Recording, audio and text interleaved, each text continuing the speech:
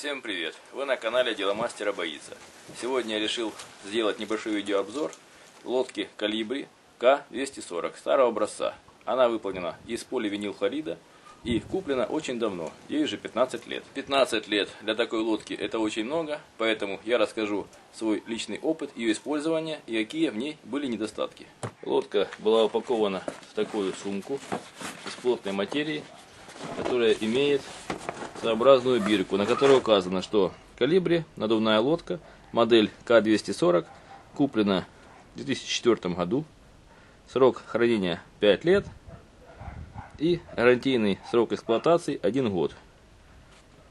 Ну, в общем, больше ничего здесь. Сделано город Днепропетровск и печать гарантии. Лодка была укомплектована насосом жабкой со шлангой, которая была выполнена из пластмассы и уже поломалась. Она очень похожа на те, в которую укладывают проводку в доме. Два весла неразборные с деревянными ручками и уключенными старого образца.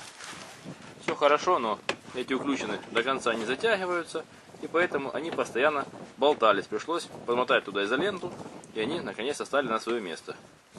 Это место уключен нужно постоянно смазывать графитной смазкой. То же самое касается уключенной лодки. Здесь трубки были выполнены из бронзы, которая благополучно стерлась во время эксплуатации, и пришлось заменить на нержавейку. Я их клеил с помощью клея Дисмокол с применением фена и нагрева активного.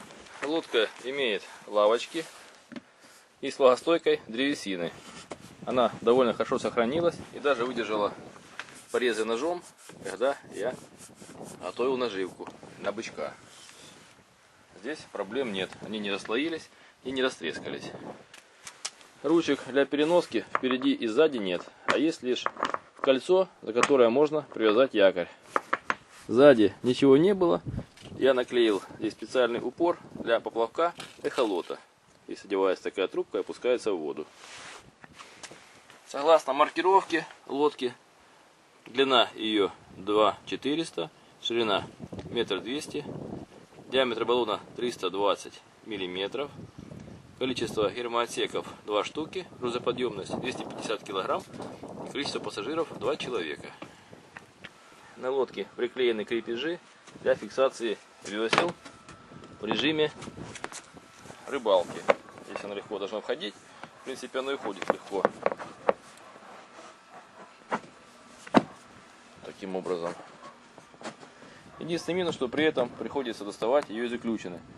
В уключенных нового образца уже вынимать не нужно, а весло просто ложится на сторону и фиксируется такими же крепежами. Клапанная система надежная, вопросов не было. Немного поржавела пружинка, которая фиксирует шток. Я ее смазываю периодически смазкой ВД-40. Закрывается хорошо, проблем не было и плотно закрывается обратно. Веревочка родная и до сих пор за 15 лет не порвалась. Днище лодки приклеено надежно, была лишь небольшая дырочка от прокола чем-то острым. Материал лодки слегка поцарапан. Ну, это в принципе не влияет на ее герметичность. Немножечко визуально видно, что есть полосы транспортировки, небольшие задиры, но здесь оно не пропускает.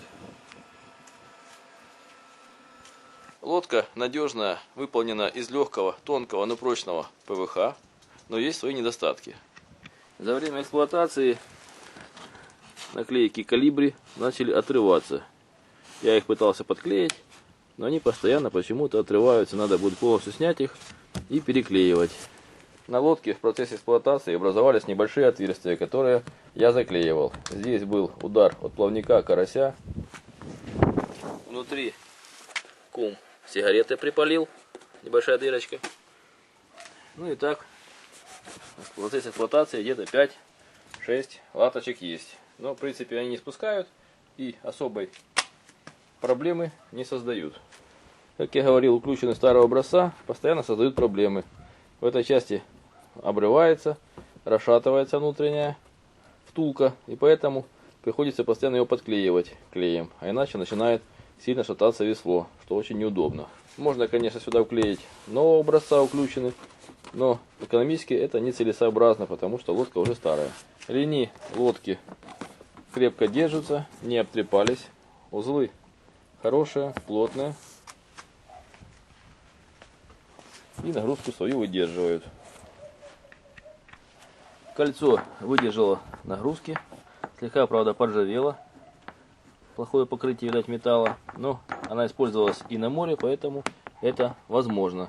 По крайней мере, все нагрузки она выдержала. Но самая большая проблема в этой лодке, что нарушилась герметичность между передним и задним гермотеком, и теперь при накачивании переднего накачивается задний, что, конечно, очень опасно на воде. В случае прокола и холодной воды можно пострадать.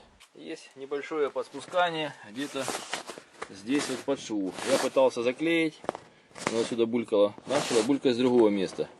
Возможно, что где-то под этой лентой есть какой-то свич в баллоне, и оно потихонечку подбулькивает.